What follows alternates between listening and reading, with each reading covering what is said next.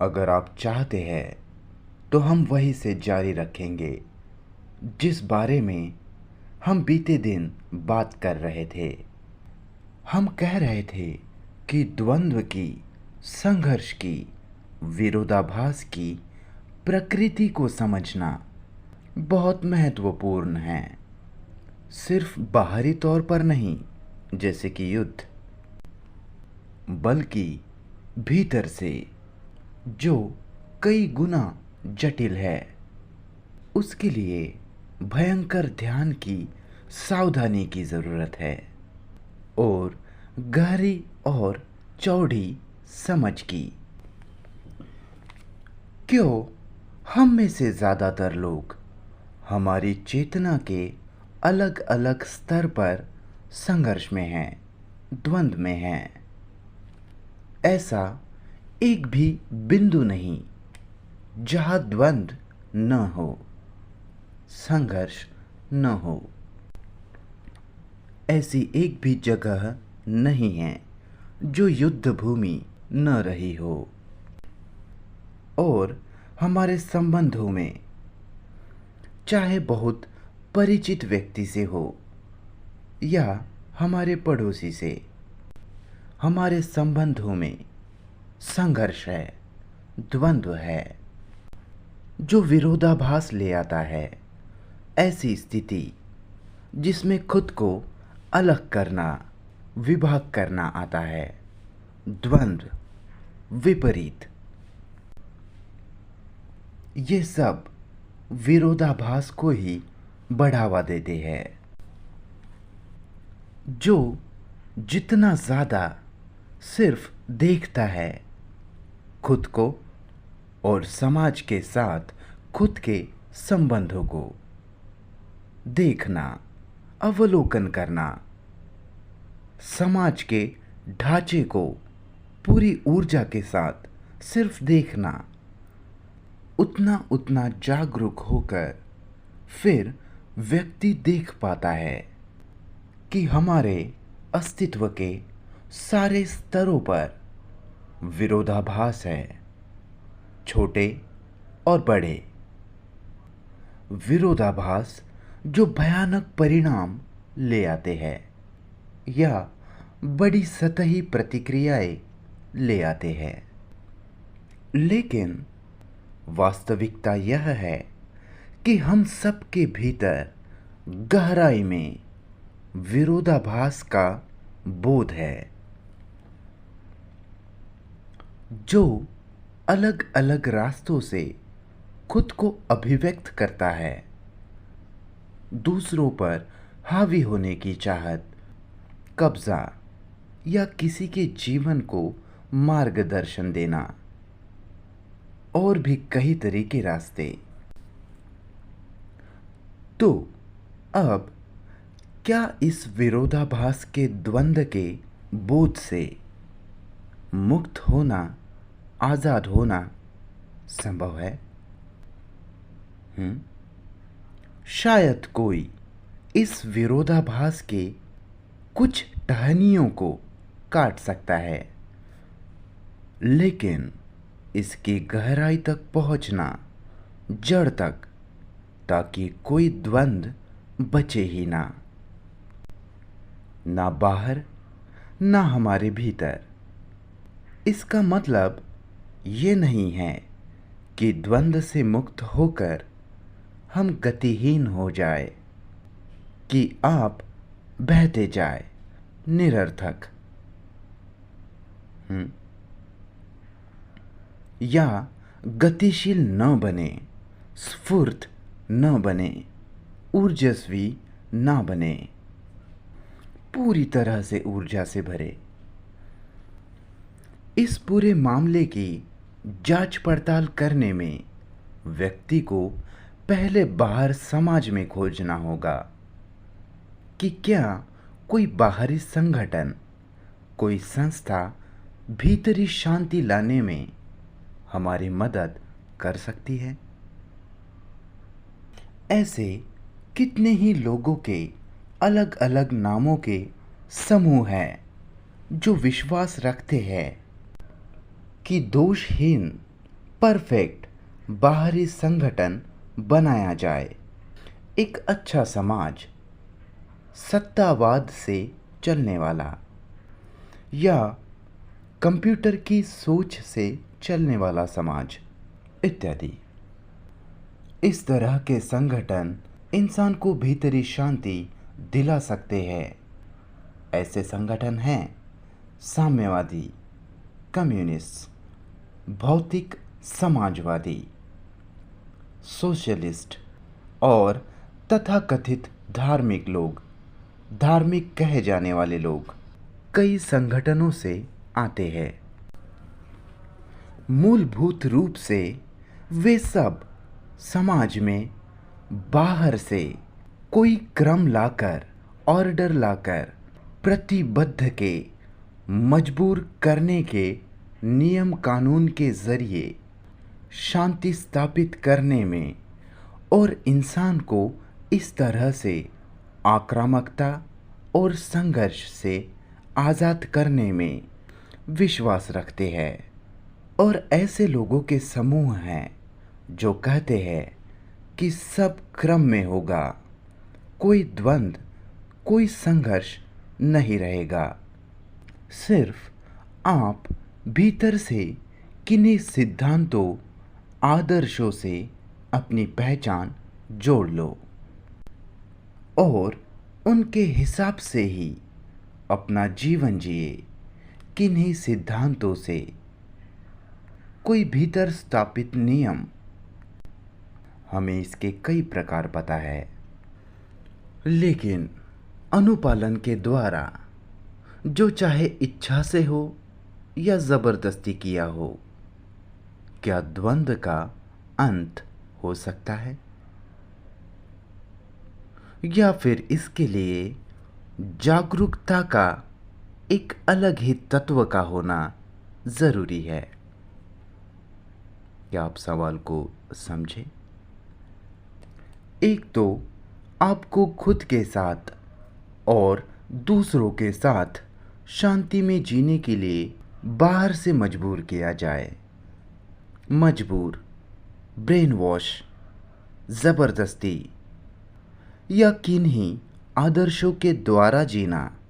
जो आदर्श, जो सिद्धांत इंसानियत को अधिकारियों इत्यादि द्वारा दिए गए हैं और उनके हिसाब से, उनके मुताबिक जीने के लिए लोगों को ज़बरदस्ती की गई लगातार संघर्ष के द्वारा कि शायद इंसानों में शांति आ जाए।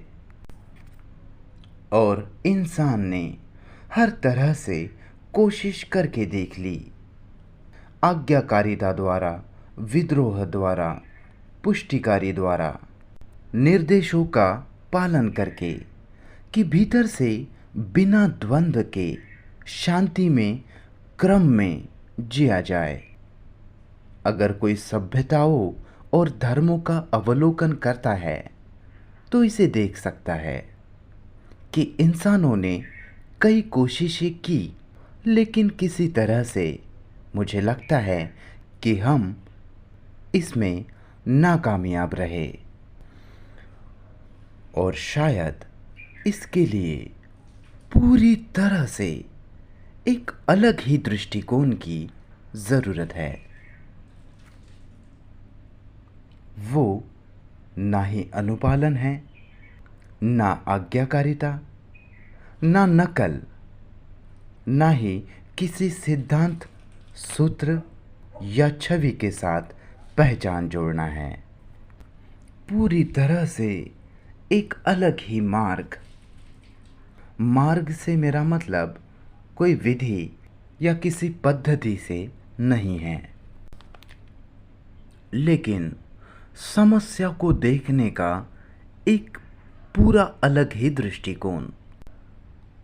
मुझे लगता है कि वह मूल्यवान तभी हो पाएगा जब मैं और आप मिलकर साथ साथ इसका परीक्षण करें, जो कि है क्या किसी तरह से यह संभव है कि इंसान भीतर से पूरी तरह क्रम से भरा जीवन जी सके, बिना किसी भी तरह के द्वंद्व के, जिसमें किसी भी तरह की ज़बरदस्ती, बाध्यता, मजबूरी न हो, बिना अनुकरण के, बिना दमन के।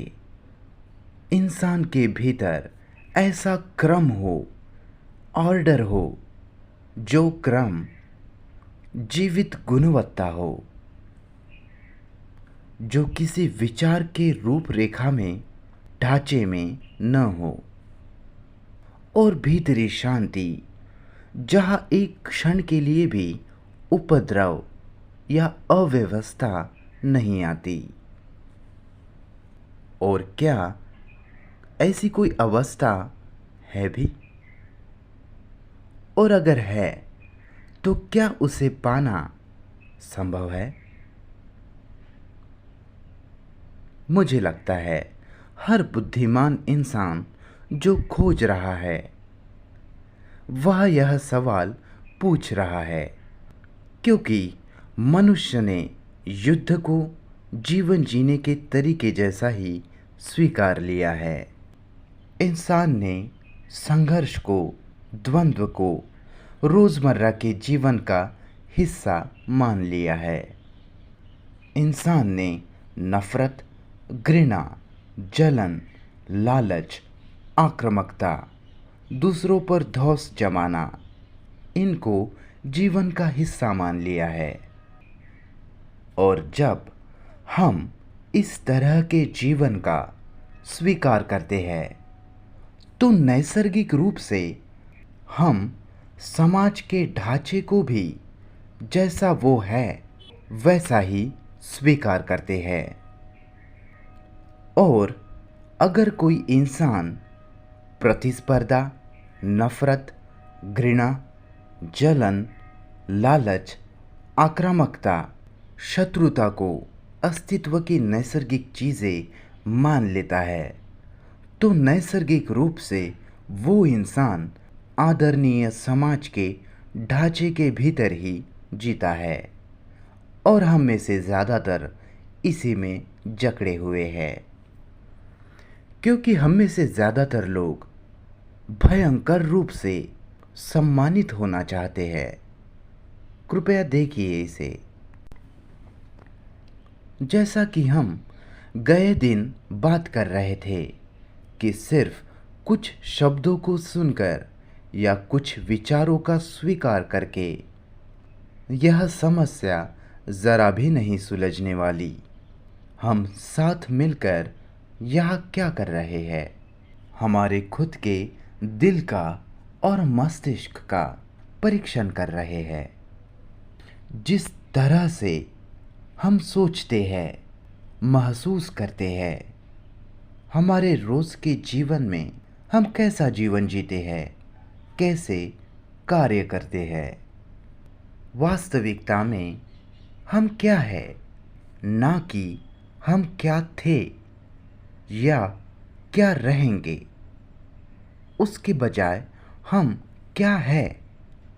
तो अगर आप सुन रहे हो तो आप खुद को सुन रहे हो, बोलने वाले को नहीं।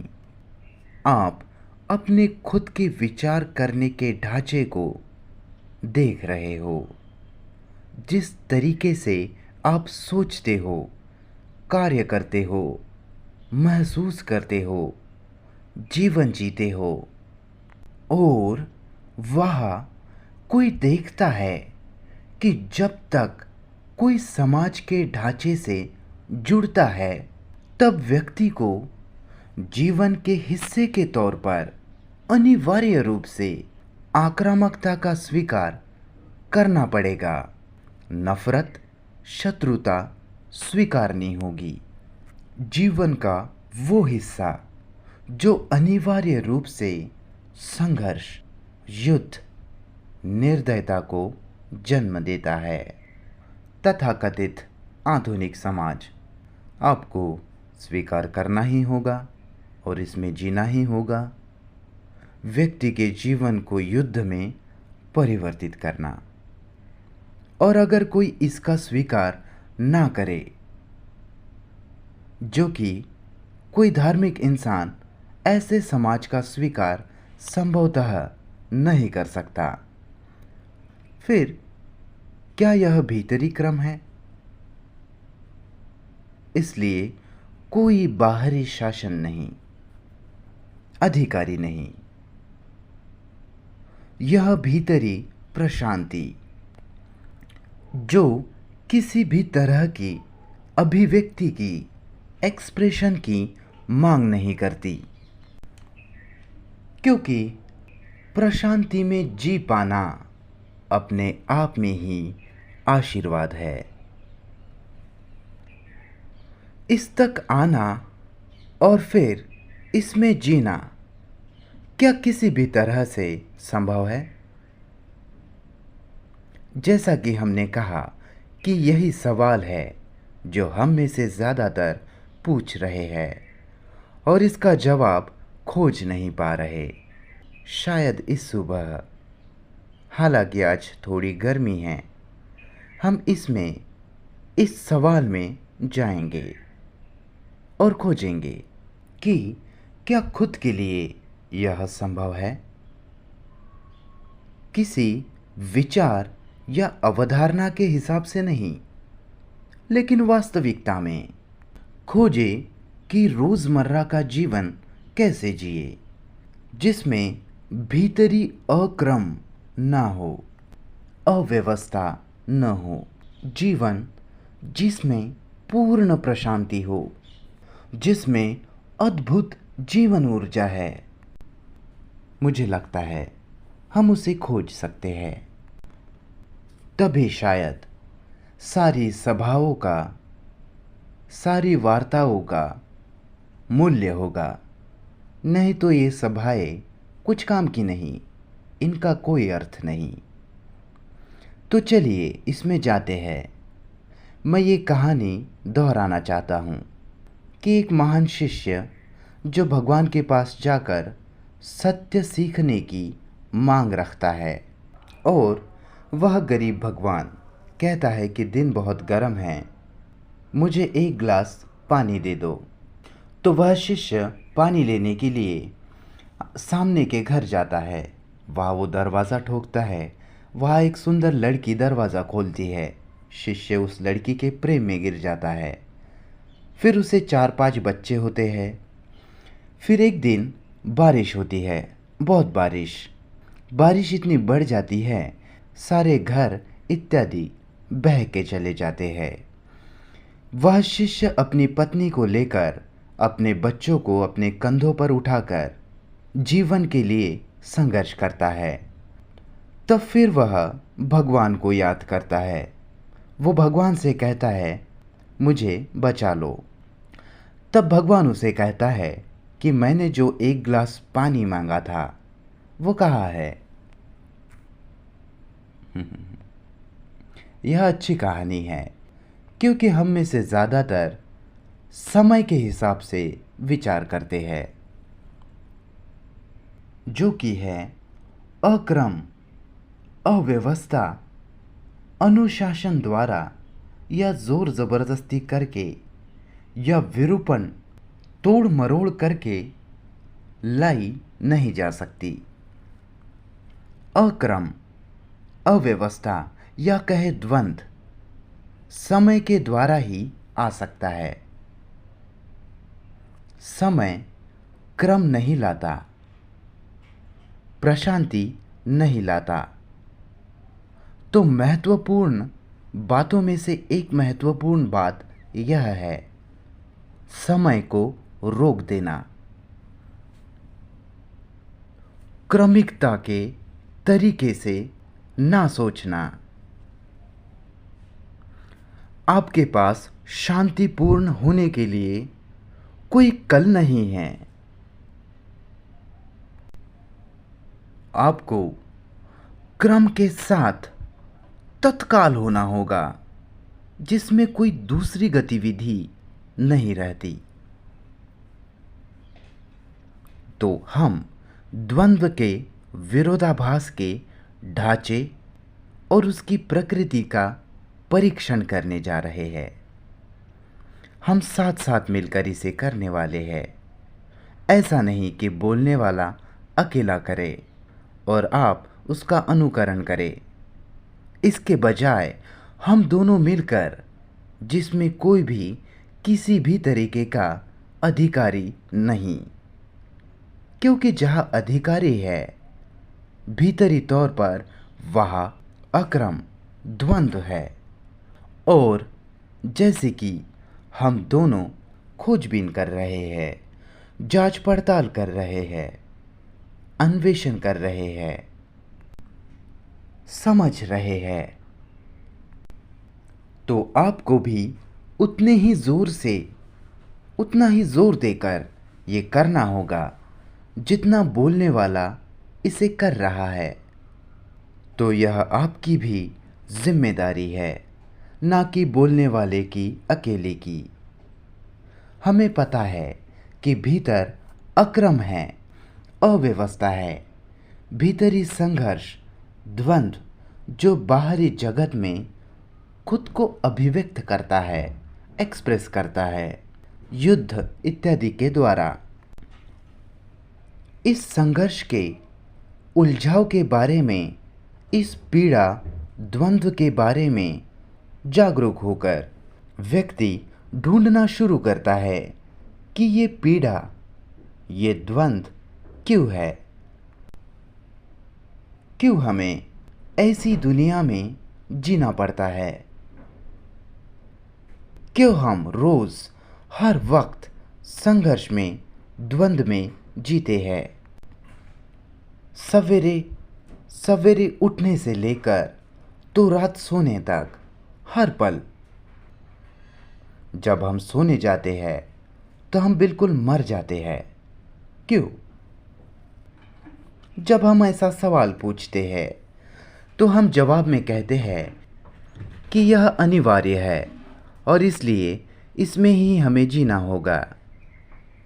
यह हमें पता ही नहीं कि देखा कैसे जाता है। इसलिए दूसरों की बताने की राह देखना कि देखा कैसे जाता है, इस अक्रम को, द्वंद्व को कैसे देखे, इस गड़बड़ी को, इस उलझन को अगर हम किसी दूसरे का इंतज़ार करते हैं जो हमें बताए, तो फिर हमारे द्वंद्व के प्रकृति की खोज उस ढांचे के हिसाब से होगी जिस ढांचे को किसी दूसरे ने स्थापित किया है, और इसलिए वह खोज आपकी खोज नहीं। तो यह बहुत मायने रखता है कि कैसे आप देखते हैं, कैसे आप कहते हैं कि क्यों मैं द्वंद्व में जीता हूं। केवल तभी आप कोई अधिकारी का इंतजार नहीं करते। इसलिए जिस पल में, जिस क्षण में आप अधिकार से मुक्त होते हो, आप दूसरों के अधिकार से मुक्त होते हो, उसी क्षण आप पूरी तरह शुद्ध हो जाते हो। आपका मस्तिष्क देखने के लिए अब तेज है, तीव्र है, बिल्कुल स्पष्ट। अगर आपको पहाड़ पर चढ़ना है तो आपके साथ ज़्यादा बोझा नहीं हो सकता, बराबर? उसी तरह से इस जटिल समस्या को समझने के लिए अगर आप सारे अधिकारों को छोड़ देते हो तो आप देखने के लिए, अवलोकन करने के लिए हल्के हो जाते हो। इसलिए अवलोकन करने के लिए, देखने के लिए, गति करने के लिए, सुनने के लिए सारे अधिकारों से आज़ादी होनी चाहिए।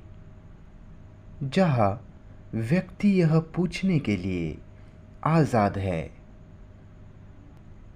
कि क्यों कोई इतने खतरनाक तबाही करने वाले द्वंद्व में, संघर्ष में भीतर से जीते हैं। मुझे आश्चर्य होता है जब आप देखते हो तो आपका प्रत्युत्तर क्या है? द्वंद्व के कारणों की बात नहीं, जिसके साथ में आप द्वंद्व में, विरोधाभास में हो, उसकी बात नहीं, या जो आपको चाहिए और उसके विपरीत का विरोधाभास, लेकिन द्वंद्व की प्रकृति आप समझ रहे हो। मुझे नहीं पता करना कि मैं किसके साथ द्वंद्व में हूँ, संघर्ष में हूँ। मुझे नहीं जानना मेरे अस्तित्व के परिधीय द्वंद्व को। भीतर से मुझे पता करना है कि द्वंद्व का अस्तित्व क्यों है। जब मैं खुद के सामने यह सवाल रखता हूँ, तब मैं मौलिक मुद्दा देखता हूँ जिसका परिधीय द्वंद्वों से और उनके हल से कोई वास्ता नहीं। मैं केंद्रीय मुद्दे को लेकर गंभीर हूँ और मैं देखता हूँ, शायद आप भी देखते हैं, कि ठीक से, सही से ना समझी गई इच्छाओं की प्रकृति अनिवार्य रूप से द्वंद्व ले आएगी। मैं असंगत इच्छा करता हूँ। इच्छा अपने आप में हमेशा असंगत होती है, परस्पर विरोधी होती है। इसका यह मतलब नहीं कि मुझे इच्छाओं को खत्म करना है या दबाना है या काबू में करना है, पर मैं देखता हूँ कि इच्छा अपने आप में ही परस्पर विरोधी है, असंगत है। किसी भी चीज़ के लिए इच्छा नहीं। कामयाबी, प्रतिष्ठा, गर्व के लिए नहीं। बेहतर घर या बेहतर ज्ञान इत्यादि इत्यादि के लिए नहीं। यह वस्तु की बात नहीं, पर इच्छा की अपनी खुद की प्रकृति ही द्वंद्वात्मक है। तो मुझे द्वंद्व की प्रकृति को समझने के लिए पहले इच्छा की प्रकृति को पूरी तरह से समझना होगा। बराबर? क्या हम आगे बढ़े? क्या हम एक दूसरे को समझ पा रहे हैं? बोलने वाले के हिसाब से नहीं, पर जैसे आपने खुद के परीक्षण से अपने भीतर के द्वंद्व के ढांचे को और प्रकृति को खोजा है। तो मुझे पल भर भी द्वंद्व की चिंता नहीं है। मैं इस इच्छा के पूरे व्यापार को लेकर चिंतित हूँ। और जब मैं कहता हूँ कि मैं इसे लेकर चिंतित हूँ, तो ना ही मैं इसे दोष दे रहा हूँ, ना ही उसे उचित सिद्ध ठहरा रहा हूँ, ना ही उसे दबा रहा हूँ। मैं बस इच्छा की प्रकृति को लेकर जागरूक हूँ, जिस प्रकृति में विरोधाभास है, और यह विरोधाभास द्वंद्व का पालन पोषण करता है।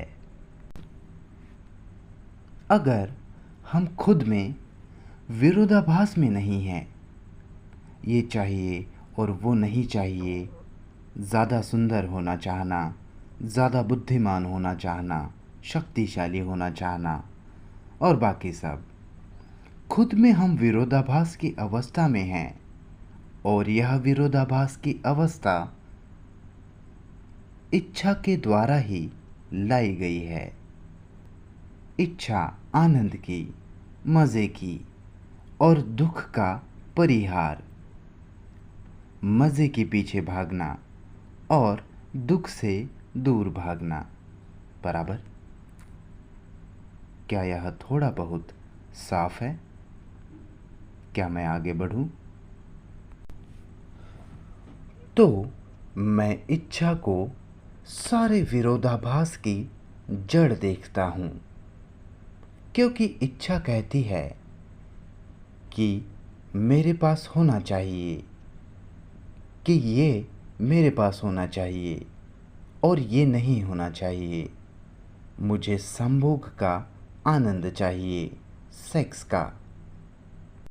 मुझे प्रसिद्धि चाहिए, मुझे पद चाहिए, उसका आनंद चाहिए, दूसरों पर हक जमाने का और भी कई सूक्ष्म तरह के आनंद। और अगर ये सब हमें हासिल ना हो तो जो मुझे चाहिए अगर ना मिल पाए तो वह ना पाने का, प्राप्त ना करने का दुख होता है, जो कि विरोधाभास है। तो हम विरोधाभास की अवस्था में जीते हैं। मुझे इसका विचार करना चाहिए, पर मैं उसका विचार कर रहा हूँ। मुझे वो होना चाहिए, मुझे वो होना चाहिए था। मैं वो होना चाहता हूँ, पर वास्तविकता में मैं ये हूँ। मानव जाति में एकता और भाईचारा होना चाहिए, पर मैं एक कट्टर राष्ट्रवादी हूँ।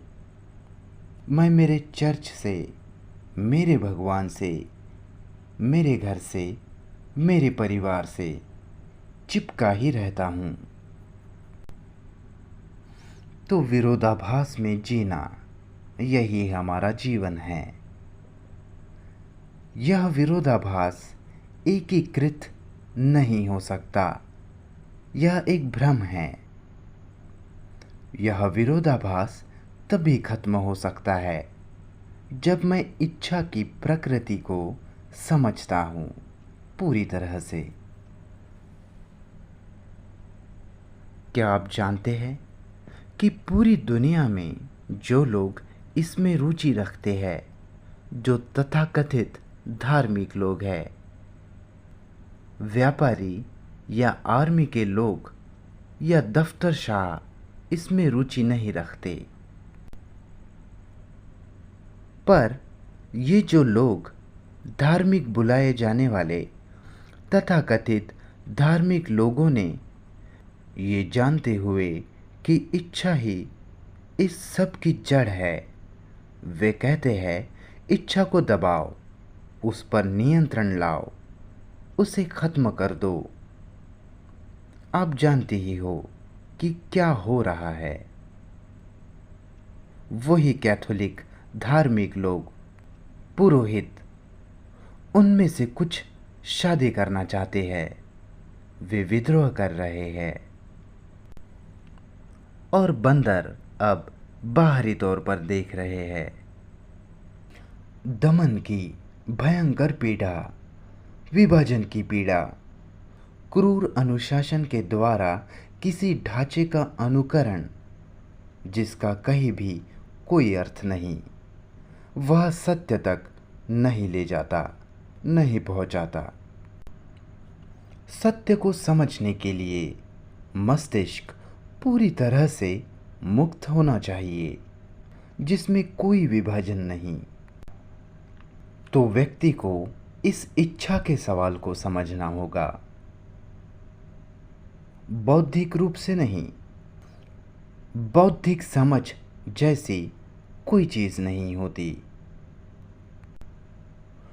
जब हम कहते हैं कि बौद्धिक रूप से मैं समझता हूँ कि हमें क्या कहना है, तो मैं सिर्फ शब्दों को सुनता हूँ और उन्हें समझता हूँ।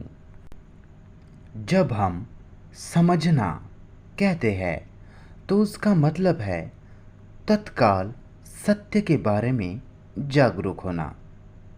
और जब आप तत्काल वास्तविकता को लेकर जागरूक होते हो तो वह समझ होती है, जो क्रिया है। समझ अपने आप में ही कर्म है। तो इच्छा क्या है और इच्छा क्यों नहीं होनी चाहिए, इसमें गलत क्या है? जब आप सुंदर घर देखते हो, किसी सुंदर झरने को देखते हो, आकाश को, पर्वतों के बीच सूर्य को देखते हो, जब आप इस सब को देखते हो तो वह अत्यधिक इंद्रिय आनंद होता है। रंगों की खूबसूरती, इसमें गलत क्या है? व्यक्ति को इसे क्यों दबाना चाहिए? जब आप खूबसूरत चेहरा देखते हो तो इसमें गलत क्या है? क्या हम जानते हैं कि इच्छा का जन्म कैसे होता है? यह बहुत सरल घटना है। इसके लिए गंभीर खोजबीन की ज़रूरत नहीं। इच्छा भीतर से तब उठती है जब देखना, संपर्क और उत्तेजना महसूस करना होता है, और उस उत्तेजना से इच्छा का जन्म होता है। जब विचार आकर उसमें हस्तक्षेप करता है। बराबर। मैं उस खूबसूरत चेहरे को देखता हूँ, अच्छे अनुपात में बुद्धिमान, जीवित, स्व केंद्रित नहीं, जिसके कारण खुद के सुंदरता के बारे में जागरूक नहीं। इसलिए कोई सुंदरता नहीं। मैं उसे देखता हूँ, मैं उसे देख सकता हूँ, और देखना उत्तेजना ले आता है, और फिर विचार आकर कहता है। सब कुछ विचार ही ले आता है। पद को पकड़ के रखना, सेक्स, संभोग, सारी प्रक्रिया विचार से ही शुरू होती है। तो प्रतिक्रिया विचार द्वारा ही दूषित की जाती है। पर स्वस्थ प्रतिक्रिया सामान्य है। आकाश की सुंदरता को देखकर भी उसका आनंद ना लेना निरर्थक बात है। विचार उस आनंद की याद बना लेता है और उसे दोहराना चाहता है। यही सेक्स की, संभोग की पूरी प्रकृति है। विचार उस आनंद को चुनता है और बार बार फिर से उसे दोहराना चाहता है।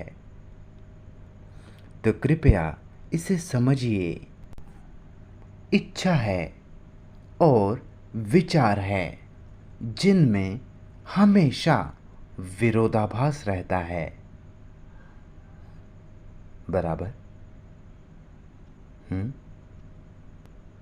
क्या यह साफ है? देखिए, यह सब विवरण है, व्याख्या है, और विवरण की, व्याख्या की कोई भी कीमत नहीं होती। अगर किसी चीज़ को सच में कीमत है तो वो है देखना।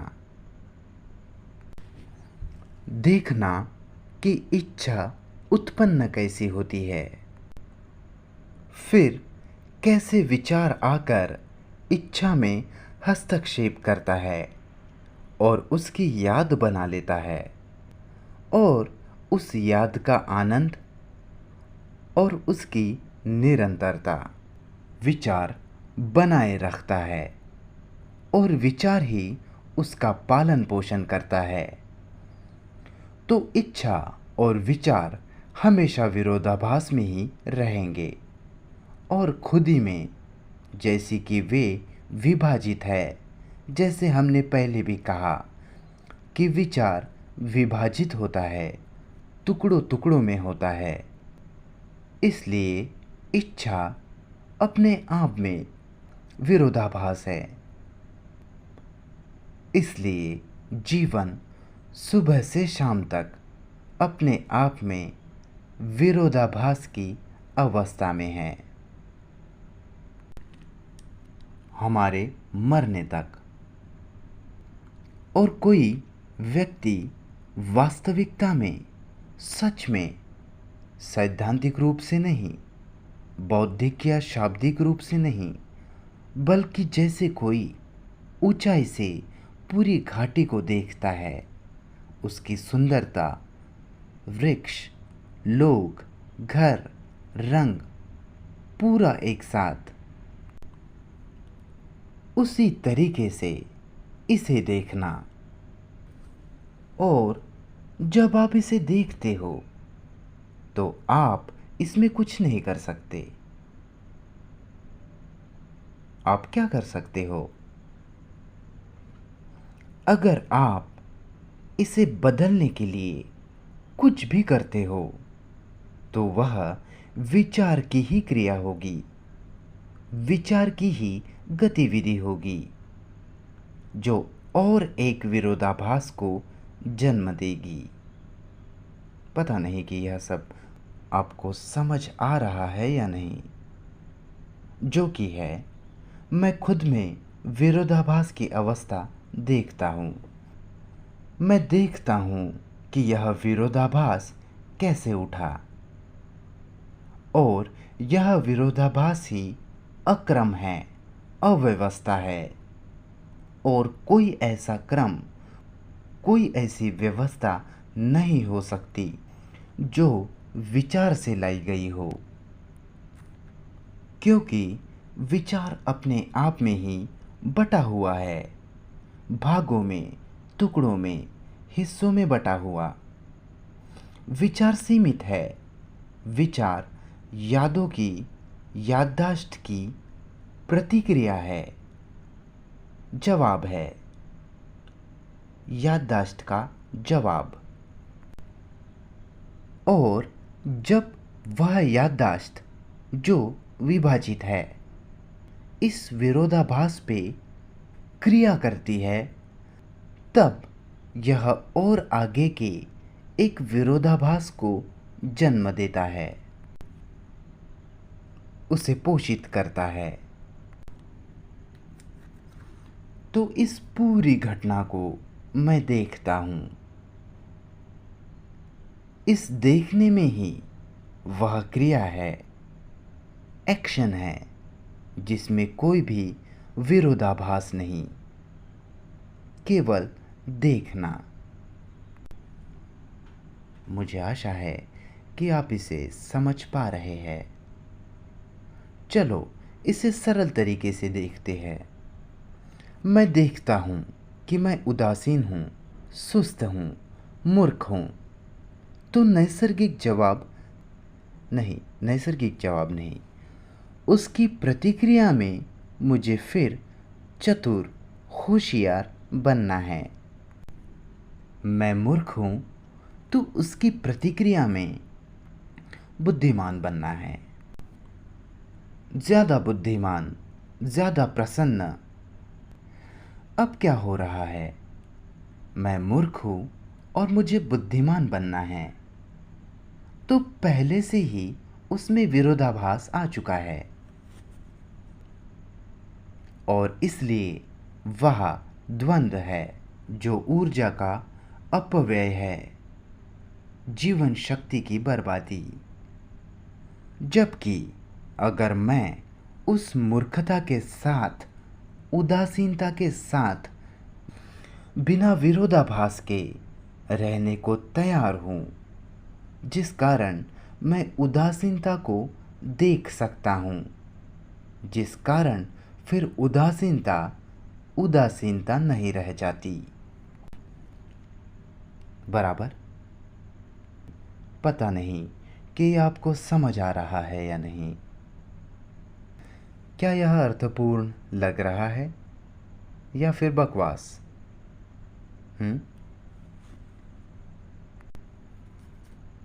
देखिए सर, मैं ईर्ष्यालु हूँ और मुझे इसे बदलना नहीं है। मुझे गैर ईर्ष्यालु नहीं होना है। वास्तविकता यह है कि मैं ईर्ष्यालु हूँ। क्या मैं मेरी ईर्ष्या को उसके विरुद्ध का परिचय दिए बिना देख सकता हूँ? मतलब कि मुझे ईर्ष्यालु नहीं रहना, मुझे उसे बदलना है, मुझे विशिष्ट होना है और बाकी सब। क्या मैं ईर्ष्या को, जो कि नफरत का ही एक रूप है, जलन का, तो क्या मैं उसे जैसी वह है वैसे ही देख सकता हूँ, बिना किसी दूसरे घटक के परिचय के? जिस क्षण मैं कोई दूसरा घटक इसमें लाता हूँ, उसी क्षण मैं इसमें विरोधाभास भी लाता हूँ। एक आगे का विरोधाभास। ईर्ष्या अपने आप में ही विरोधाभास है ना? मैं ये हूँ और मैं वो होना चाहता हूँ, जो कि ईर्ष्या का ही रूप है। तो जब तक किसी भी रूप में तुलना मौजूद है, तुलनात्मक सोच, तो वह विरोधाभास होगा ही। इसका मतलब यह नहीं कि मैं जो भी हूँ उसमें संतुष्ट हूँ। जिस क्षण हम जैसे हैं उसी में संतुष्ट होते हैं या नहीं होते हैं, तो यह सिर्फ आगे के विरोधाभास का ही पोषण करेगा। तो क्या मैं मेरे ईर्ष्या को देख सकता हूँ? उस देखने में कोई भी विरोधाभास लाए बिना। क्या मैं सुंदर घर को देख सकता हूँ, उसके प्यारे बगीचे और फूलों के साथ? बस देखना, बिना किसी विरोधाभास के, द्वंद्व के। जब तक विभाजन है तब तक विरोधाभास होगा ही। और इच्छा की प्रकृति, इच्छा का स्वभाव ही विरोधाभास ले आने वाला है, जो विचार खड़ा करता है, बनाता है। तो भीतरी गहरा क्रम लाने के लिए, भीतरी प्रशांति लाने के लिए, और मस्तिष्क जो किसी भी तरह से विरोधाभास में न हो, व्यक्ति को इच्छा और विचार के पूरे स्वभाव को, उनकी प्रकृति को समझना होगा। और वह समझ तभी अस्तित्व में हो सकती है जब वह समझ आगे किसी विरोधाभास का पोषण ना करती हो। हाँ सर बस 1 मिनट, 1 मिनट सर, चलो थोड़ी सांस ले लेते हैं। ये बड़ा अजीब है सर कि आप तैयार सवालों के साथ आते हो, लेकिन जो कहा जा रहा है उसे आप सुनते ही नहीं। जो कहा जा रहा है उसे सुनने के बजाय आपकी रुचि उस सवाल में है जो आप पूछना चाहते हैं। सर थोड़ा समय लीजिए, धीरज रखिए, क्योंकि हमने जो बात की है वह बात अत्यधिक गंभीर है, जो भयंकर खोजबीन, जांच पड़ताल और खास अवलोकन की मांग करती है। और अगर आपने खुद के भीतर गहराई से देखा है, तो तुरंत देखने के बाद आपके पास पूछने को कोई सवाल नहीं होता। तो सवाल पूछा गया है कि जो भी आप कह रहे हैं उससे पुरोहितों के साथ और हठधर्मिता के साथ क्या एक नया धर्म नहीं बनेगा? मुझे डर है कि आपको छोड़कर इसे कोई नहीं रोक सकता, है ना?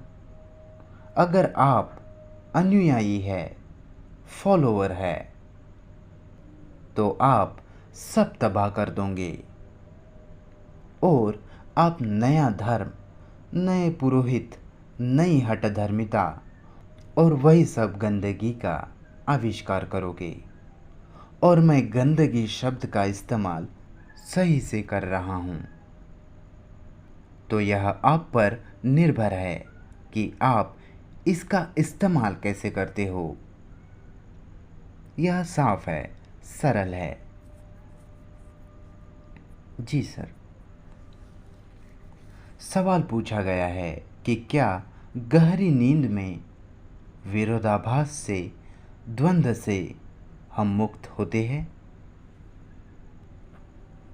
ये गहरी नींद के बारे में मुझे नहीं पता, पर मैं क्या चाहता हूँ, हम क्या चाहते हैं, हम इस विरोधाभास से, द्वंद्व से मुक्त होना चाहते हैं जब हम जागे हुए हैं। जब मैं ऑफिस में हूँ, घर परिवार में हूँ, तब क्या मैं इससे आज़ाद हूँ? क्या आप जानते हैं कि नींद असामान्य घटना है? नींद जिसमें किसी भी प्रकार का कोई सपना नहीं होता, कोई ख्वाब नहीं। पता नहीं कि आप इसमें जाना चाहते हैं या नहीं। हम सही समय देखकर इसमें जाएंगे। क्या आप यह गर्म छत के नीचे बैठकर थके नहीं हैं? क्या आप लोग इसमें जाना चाहते हैं? ठीक है। 1 घंटा होने के बाद भी आप इसमें जाना चाहते हैं तो ठीक है। देखिए, अगर आप रोज़मर्रा के जीवन में इस विरोधाभास की अवस्था से मुक्त ना हो तो नींद में भी संभवतः आप इससे मुक्त ना हो। मनोवैज्ञानी, शौकीन मनोवैज्ञानी और प्रमाणित मनोवैज्ञानी कहते हैं नींद में सपना आना ही चाहिए, नहीं तो आपके साथ कुछ गड़बड़ी है। और हम खुद से कभी नहीं पूछते कि हम सपना क्यों देखते हैं, और क्या हम मस्तिष्क को पूरे आराम में रख सकते हैं? सिर्फ तभी नहीं जब हम एकांत में होते हैं, बल्कि जब हम सो रहे होते हैं। सोना बिना सपनों के, बिना विरोधाभास के, बिना किसी समस्या के। तो ऐसी अवस्था में मस्तिष्क खुद को फिर से नया बना सकता है, एकदम ताज़ा, जवान और मासूम। पर जब मस्तिष्क हर वक्त समस्याओं से घिरा है, पीड़ित है, विरोधाभासों से, असंख्य विरोधात्मक इच्छाओं से, तो फिर सपने अनिवार्य रूप से आएंगे ही। पहले खुद के लिए खोजिए कि आप सपना देखते ही क्यों है। सपने का भाषांतर करना नहीं, क्यों आप सपना देखते हो और क्या यह आवश्यक है? आप सपना इसलिए देखते हो क्योंकि दिन में आपका मस्तिष्क बाहरी चीज़ों से इतना भरा रहता है। ऑफिस, रसोई, खाना, बर्तन, बच्चे, आप जानते ही हो, बाहर से टीवी, रेडियो, अखबार, मैगज़ीन, वृक्ष, नदियाँ, आकाश, पहाड़ सभी आपके मस्तिष्क से टकराते हैं और उन क्षणों में अचेतन का कोई संकेत नहीं होता। बराबर। जाहिर तौर पर जब सतही मस्तिष्क बहुत भरा होता है तब चेतना की मस्तिष्क की गहरी परतों का दूसरों से कोई संबंध नहीं होता और जब आप सोने जाते हो तो सतही मस्तिष्क जो दिन में भरा हुआ था वह पूरी तरीके से नहीं पर थोड़ा बहुत शांत होता है।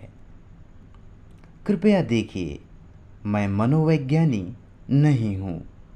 मैंने अवलोकन किया है, मैंने खुद को देखा है और मैं दोहरा रहा हूँ जो आप भी खुद के लिए कर सकते हैं। भगवान का शुक्रिया है कि मैं विशेषज्ञ नहीं हूँ। तो जब आप सोने जाते हो तो सतही मस्तिष्क थोड़ा शांत हो जाता है और फिर मस्तिष्क की गहरी परतें उनकी खुद की मांग, खुद के विरोधाभास, खुद की पीड़ा को सूचित करती है और वही अलग अलग रूप में सपने बन जाते हैं। सूचना, संकेत। और जब आप उठते हो तो कहते हो कि मैंने सपना देखा, मुझे इसके बारे में कुछ करना होगा। या जब आप सपना देख रहे होते हो तभी व्याख्या भी चल रही होती है। अगर आपने सपनों का अनुसरण किया है तो जैसे सपना चल रहा है उसके साथ साथ उसकी व्याख्या भी बनाई जा रही है। और जब आप उठते हो आपकी समस्या सुलझ गई, आपका मस्तिष्क अच्छा खासा स्पष्ट हो गया, हल्का हो गया इत्यादि। तो ये सारी प्रक्रिया ऊर्जा का अपव्यय है, जीवन शक्ति की बर्बादी है।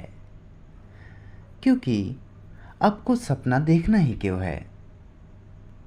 अगर आप दिन में जागरूक है, हर चीज़ को, हर विचार को देखते हुए, हर भावना को, मस्तिष्क की हर गतिविधि को देखते हुए, आपका गुस्सा, आपकी नफरत, जलन, अपनी प्रतिक्रियाओं को देखते हुए, जब आपकी बेइज्जती होती है, जब आपको अपमानित किया जाता है,